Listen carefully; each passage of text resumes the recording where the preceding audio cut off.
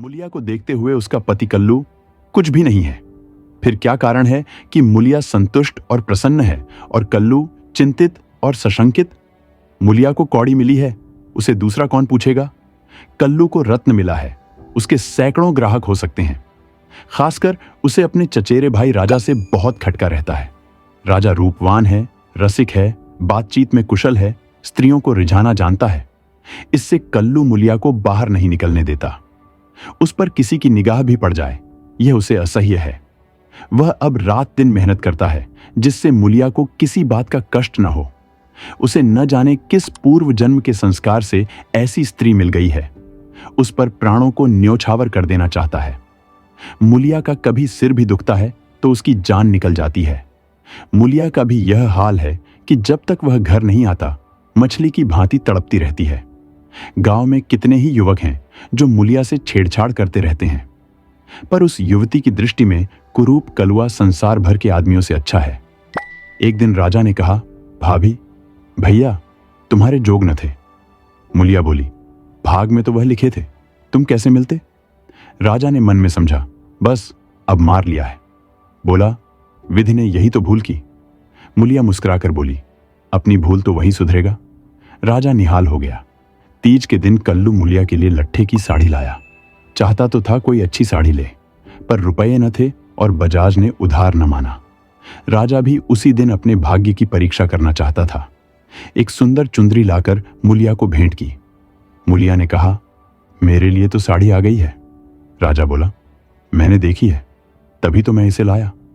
तुम्हारे लायक नहीं है, भैया को किफायत भी सूझती है तो ऐसी बातों में। मुलिया कटाक्ष करके बोली, तुम समझा क्यों नहीं देते? राजा पर एक कुल्हड़ का नशा चढ़ गया। बोला, बूढ़ा तोता नहीं पड़ता है। मुलिया, मुझे तो लट्ठे की साड़ी ही पसंद है। राजा, जरा यह चुंदरी पहनकर देखो, कैसी खिलती है। मुलिया, जो लट्ठा पहनाकर खुश होता है वह चुंदरी पहन लेने से खुश न होगा। उन्हें चुंदरी पसंद होती तो चुंदरी ही लाते। राजा, उन्हें दिखाने का काम नहीं है। मुलिया विस्मय से बोली, मैं क्या उनसे बिना पूछे ले लूंगी? राजा, इसमें पूछने की कौन सी बात है? जब वह काम पर चला जाए पहन लेना, मैं भी देख लूंगा। मुलिया ठट्ठा मारकर हंसती हुई बोली, यह ना होगा देवर जी, कहीं देख लें तो मेरी सामत ही आ जाए, इसे तुम लिए जाओ। राजा ने आग्रह करके कहा, इसे न लोगी भाभी तो मैं जहर खा के सो रहूंगा। मुलिया ने साड़ी उठाकर आले पर रख दी और बोली, अच्छा लो, अब तो खुश हुए। राजा ने उंगली पकड़ी, अभी तो भैया नहीं है, जरा पहन लो। मुलिया ने अंदर जाकर चुंदरी पहन ली और फूल की तरह महकती दमकती बाहर आई। राजा ने पहुंचा, पकड़ने को हाथ फैलाया, बोला, ऐसा जी चाहता है कि तुम्हें लेकर भाग जाऊं। मुलिया उसी विनोद भाव से बोली, जानते हो तुम्हारे भैया का क्या हाल होगा? यह कहते हुए उसने किवाड़ बंद कर लिए। राजा को ऐसा मालूम हुआ कि थाली परोसकर उसके सामने से उठा ली गई। मुलिया का मन बार बार करता था कि चुंदरी कल्लू को दिखा दे, पर नतीजा सोचकर रह जाती थी। उसने चुंदरी रख क्यों ली? उसे अपने ऊपर क्रोध आ रहा था, लेकिन राजा को कितना दुख होता। क्या हुआ उसकी चुंदरी क्षण भर पहन लेने से? उसका मन तो रह गया, लेकिन उसके प्रशांत मानस सागर में यह एक कीट आकर उसे मथ रहा था।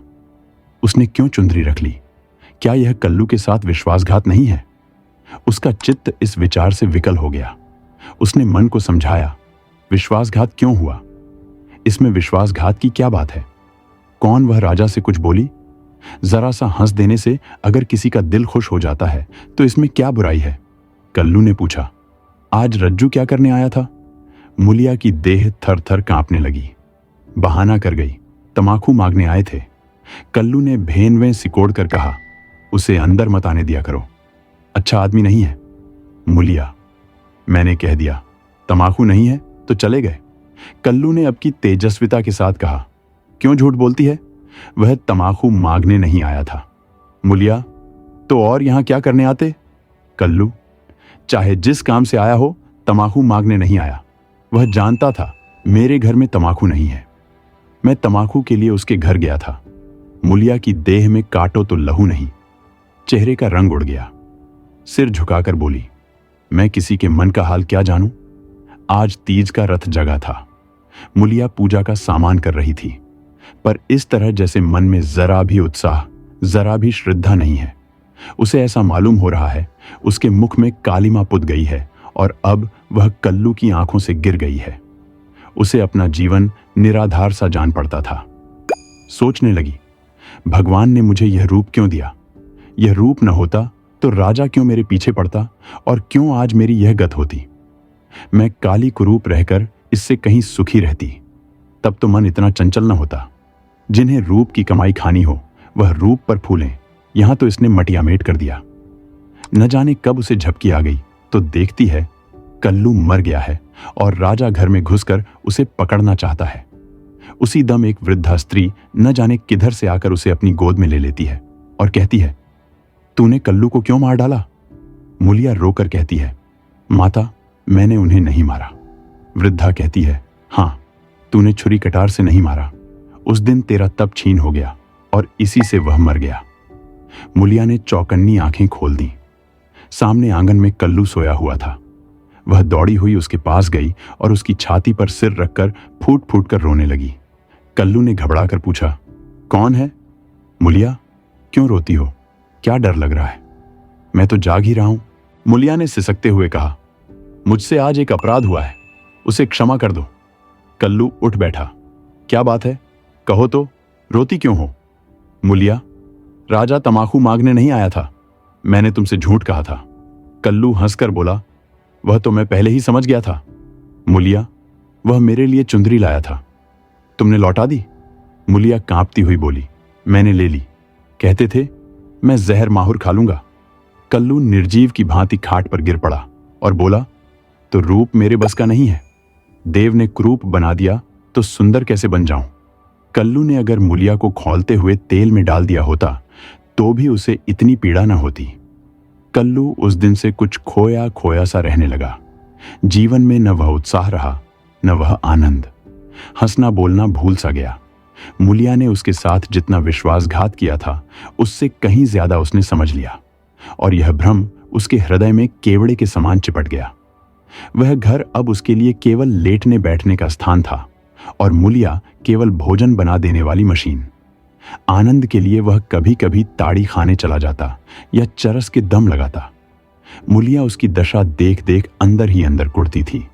वह उस बात को उसके दी से निकाल देना चाहती थी, इसलिए उसकी सेवा और मन लगाकर करती। उसे प्रसन्न करने के लिए बार बार प्रयत्न करती, पर वह जितना ही उसको खींचने की चेष्टा करती थी उतना ही वह उससे विचलता था, जैसे कोई के में फेंसी हुई मछली हो। कुशल यह था कि राजा जिस अंग्रेज के यहां खानसामा था उसका तबादला हो गया और राजा उसके साथ चला गया था, नहीं तो दोनों भाइयों में से किसी न किसी का जरूर खून हो जाता। इस तरह साल भर बीत गया। एक दिन कल्लू रात को घर लौटा तो उसे ज्वर था। दूसरे दिन उसकी देह में दाने निकल आए। मुलिया ने समझा माता है, मान मनौती करने लगी, मगर 4-5 दिन में ही दाने बढ़कर आवले पड़ गए और मालूम हुआ कि यह माता नहीं है, उपदंश है। कल्लू के कलुषित भोग विलास का यह फल था। रोग इतनी भयंकरता से बढ़ने लगा कि आवलों में मवाद पड़ गया और उनमें से ऐसी दुर्गंध उड़ने लगी कि पास बैठते नाक फटती थी। देहात में जिस प्रकार का उपचार हो सकता था वह मुलिया करती थी, पर कोई लाभ न होता था और कल्लू की दशा दिन दिन बिगड़ती जाती थी। उपचार की कसर वह अबला अपनी स्नेहमय सेवा से पूरी करती थी। उस पर गृहस्थी चलाने के लिए अब मेहनत मजूरी भी करनी पड़ती थी। कल्लू तो अपने किए का फल भोग रहा था। मुलिया अपने कर्तव्य का पालन करने में मरी जा रही थी। अगर कुछ संतोष था तो यह कल्लू का भ्रम उसकी इस तपस्या से भंग होता जाता था। उसे अब विश्वास होने लगा था कि मुलिया अब भी उसी की है। वह अगर किसी तरह अच्छा हो जाता तो फिर उसे दिल में छिपाकर रखता और उसकी पूजा करता। प्रात काल था। मुलिया ने कल्लू का हाथ मुंह धुलाकर दवा पिलाई और खड़ी पंखा डुला रही थी कि कल्लू ने आंसू भरी आंखों से देखकर कहा, मुलिया, मैंने उस जन्म में कोई भारी तप किया था कि तू मुझे मिल गई। तुम्हारी जगह मुझे दुनिया का राज मिले तो भी ना लूं। मुलिया ने दोनों हाथों से उसका मुंह बंद कर दिया और बोली, इस तरह की बातें करोगे तो मैं रोने लगूंगी। मेरे धन्य भाग कि तुम जैसा स्वामी मिला। यह कहते हुए उसने दोनों हाथ पति के गले में डाल दिए और लिपट गई। फिर बोली, भगवान ने मुझे मेरे पापों का दंड दिया है। कल्लू ने उत्सुकता से पूछा, सच कह दो मूला, राजा और तुम में क्या मामला था? मूलिया ने विस्मित होकर कहा, मेरे और उसके बीच कोई और मामला हुआ हो तो भगवान मेरी दुर्गति करें। उसने मुझे चुंदरी दी थी, वह मैंने ले ली थी, फिर मैंने उसे आग में जला दिया। तब से मैं उससे नहीं बोली। कल्लू ने ठंडी सांस खींचकर कहा, मैंने कुछ और ही समझ रखा था। न जाने मेरी मति कहां हर गई थी। तुम्हें पाप लगाकर मैं आप पाप में फैनस गया और उसका फल भोग रहा हूं। उसने रो रो कर अपने दुष्कृत्यों का पर्दा खोलना शुरू किया और मूलिया आंसू की लड़ियां बहाकर सुनने लगी। अगर पति की चिंता न होती तो उसने विष खा लिया होता। कई महीने के बाद राजा छुट्टी लेकर घर आया और कल्लू की घातक बीमारी का हाल सुना तो दिल में खुश हुआ। तीमारदारी के बहाने से कल्लू के घर आने जाने लगा। कल्लू उसे देखकर मुंह फेर लेता, लेकिन वह दिन में 2-4 बार पहुंच ही जाता। एक दिन मूलिया खाना पका रही थी कि राजा ने रसोई के द्वार पर आकर कहा, भाभी, क्यों अब भी मुझ पर दया न करोगी? कितनी बेरहम हो तुम। कै दिन से तुम्हें खोज रहा हूं, पर तुम मुझसे भागती फिरती हो। भैया अब अच्छे न होंगे, इन्हें गर्मी हो गई है। इनके साथ क्यों अपनी जिंदगी खराब कर रही हो? तुम्हारी फूल सी देह सूख गई है। मेरे साथ चलो, कुछ जिंदगी की बहार उड़ाएं। ये जवानी बहुत दिन न रहेगी। ये देखो, तुम्हारे लिए एक करण फूल लाया हूं, जरा पहनकर मुझे दिखा दो। उसने करण फूल मूलिया की ओर बढ़ा दिया। मूलिया ने उसकी ओर देखा भी नहीं, चूल्हे की ओर ताकती हुई बोली, लाला, तुम्हारे पैरों पड़ती हूं, मुझे मत छेड़ो। ये सारी विपत्ति तुम्हारी लाई हुई है। तुम ही मेरे शत्रु हो, फिर भी तुम्हें लाज नहीं आती। कहते हो भैया अब किस काम के हैं। मुझे तो अब वह पहले से कहीं ज्यादा अच्छे लगते हैं। जब मैं न होती तो वह दूसरी सगाई कर लाते, अपने हाथों ठोक खाते। आज मैं ही उनका आधार हूं, वह मेरे सहारे जीते हैं। अगर मैं इस संकट में उनके साथ दगा करूं तो मुझसे बढ़कर अधम कौन होगा, जबकि मैं जानती हूं कि इस संकट का कारण भी मैं ही हूं। राजा ने हंसकर कहा, यह तो वही हुआ जैसे किसी की दाल गिर गई तो उसने कहा, मुझे तो सूखी ही अच्छी लगती है। मूलिया ने सिर उठाकर उसकी ओर सजोत नेत्रों से ताकते हुए कहा, तुम उनके पैरों की धूल के बराबर नहीं हो लाला। क्या कहते हो तुम? उजले कपड़े और चिकने मुखड़े से कोई आदमी सुंदर नहीं होता। मेरी आंखों में तो उनके बराबर कोई दिखाई नहीं देता। कल्लू ने पुकारा, मूला, थोड़ा पानी दे। मूलिया पानी लेकर दौड़ी। चलते चलते करण फूल को ऐसा ठुकराया कि आंगन में जा गिरा। राजा ने जल्दी से करण फूल उठा लिया और क्रोध में भरा हुआ चल दिया। रोग दिन पर दिन बढ़ता गया। ठिकाने से दवा दारू होती तो शायद अच्छा हो जाता, मगर अकेली मूलिया क्या क्या करती। दरिद्रता में बीमारी कोट का खाज है। आखिर एक दिन परवाना आ पहुंचा। मूलिया घर का काम धंधा करके आई तो देखा कल्लू की सांस चल रही है। घबराकर बोली, कैसा जी है तुम्हारा? कल्लू ने सजल और दीनता भरी आंखों से देखा और हाथ जोड़कर सिर नीचा कर लिया। यही अंतिम विदाई थी।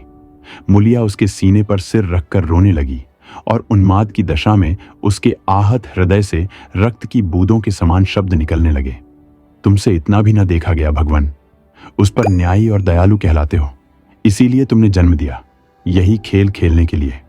हाय नाथ, तुम तो इतने निष्ठुर न थे, मुझे अकेली छोड़कर चले जा रहे हो। हाय, अब कौन मूला कहकर पुकारेगा? अब किसके लिए कुएं से पानी खींचूंगी? किसे बैठाकर खिलाऊंगी, पंखा डुलाऊंगी? सब सुख हर लिया तो मुझे भी क्यों नहीं उठा लेते? सारा गांव जमा हो गया। सभी समझा रहे थे, मूलिया को धैर्य न होता था। यह सब मेरे कारण हुआ। यह बात उसे नहीं भूलती। हाय हाय, उसे भगवान ने सामर्थ्य दिया होता तो आज उसका सिरताज यूं उठ जाता। शव की दाह क्रिया की तैयारियां होने लगी। कल्लू को मरे 6 महीने हो गए। मूलिया अपना कमाती है, खाती है और अपने घर में पड़ी रहती है। दिन भर काम धंधों से छुट्टी नहीं मिलती। हाँ, रात को एकांत में रो लिया करती है। उधर राजा की स्त्री मर गई, मगर 2-4 दिन के बाद वह फिर छैला बना घूमने लगा और भी छूटा सांड हो गया। पहले स्त्री से झगड़ा हो जाने का कुछ डर था, अब वह भी न रहा। अब की नौकरी पर से लौटा तो सीधे मूलिया के घर पहुंचा और इधर उधर की बातें करने के बाद बोला, भाभी, अब तो मेरी अभिलाषा पूरी करोगी या अभी और कुछ बाकी है? अब तो भैया भी नहीं रहे, इधर मेरी घरवाली भी सिधारी। मैंने तो उसका गम भुला दिया। तुम कब तक भैया के नाम को रोती रहोगी? मुलिया ने घृणा से उसकी ओर देखकर कहा। भैया नहीं रहे तो क्या हुआ? भैया की याद तो है, उनका प्रेम तो है, उनकी सूरत तो दिल में है, उनकी बातें तो कानों में है। तुम्हारे लिए और दुनिया के लिए वह नहीं है। मेरे लिए वह अब भी वैसे ही जीते जागते हैं। मैं अब भी उन्हें वैसे ही बैठे देखती हूं। पहले तो देह का अंतर था, अब तो वह मुझसे और भी नगीच हो गए हैं, और ज्यों-ज्यों दिन बीतेंगे और भी नगीच होते जाएंगे। भरे पूरे घर में दाने की कौन कदर करता है? जब घर खाली हो जाता है तब मालूम होता है कि दाना क्या है। पैसे वाले पैसे की कदर क्या जाने। पैसे की कदर तब होती है जब हाथ खाली हो जाता है, तब आदमी एक एक कौड़ी दांत से पकड़ता है। तुम्हें भगवान ने दिल ही नहीं दिया, तुम क्या जानो सोहबत क्या है। घरवाली को मरे अभी 6 महीने भी नहीं हुए और तुम सांड बन बैठे। तुम मर गए होते तो इसी तरह वह भी अब तक किसी के पास चली गई होती। मैं जानती हूं कि मैं मर जाती तो मेरा सिर ताज जन्म भर मेरे नाम को रोया करता। ऐसे ही पुरुषों की स्त्रियां उन पर प्राण देती हैं। तुम जैसे सोहदों के भाग में पत्तल चाटना लिखा है, चाटो, मगर खबरदार आज से मेरे घर में पांव न रखना, नहीं तो जान से हाथ धोओगे। बस निकल जाओ। उसके मुख पर ऐसा तेज स्वर में इतनी कटुता थी कि राजा को जबान खोलने का भी साहस न हुआ। चुपके से निकल भागा। दोस्तों, प्रेमचंद द्वारा लिखी यह कालजयी कहानी सती का पार्ट 1 यहीं समाप्त होता है। इसके आगे की कहानी आपको पार्ट 2 में मिलेगी, जिसे देखने के लिए कमेंट में पार्ट 2 लिखें। और आपको ये कहानी पसंद आया हो तो इसे लाइक करें, अपने दोस्तों के साथ शेयर करें और हमारे चैनल हिंदी वाली स्टोरी को सब्सक्राइब करना न भूलें। फिर मिलते हैं ऐसे ही एक और दिलचस्प कहानी के साथ। तब तक के लिए धन्यवाद।